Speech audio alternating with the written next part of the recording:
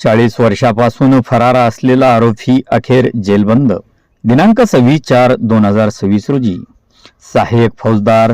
478 Thote, police हवालदार आहेर, police हवालदार Munde, police हवालदार पाटील, पोलीस नाईक धुमाळ यांना फरार आरोपी शोधण्याकरता शासकीय वाहनाने पैठण हद्दीत रवाना झाले असता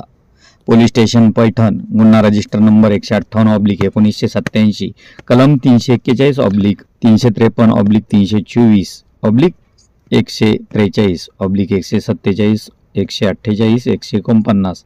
504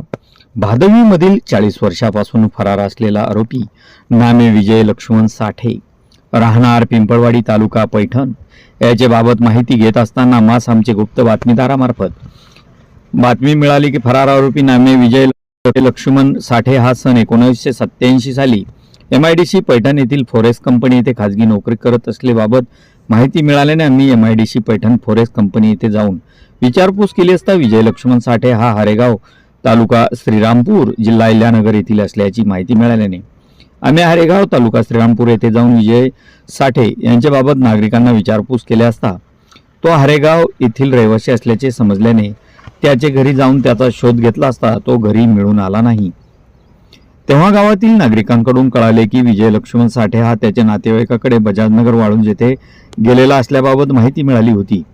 त्यावरून दिनांक 5/5/2026 रोजी आम्ही त्याचा वाळूंज बजाजनगर भागात शोध घेतला असता तो त्याच्या नातेवाईकाकडे मिळून आल्याने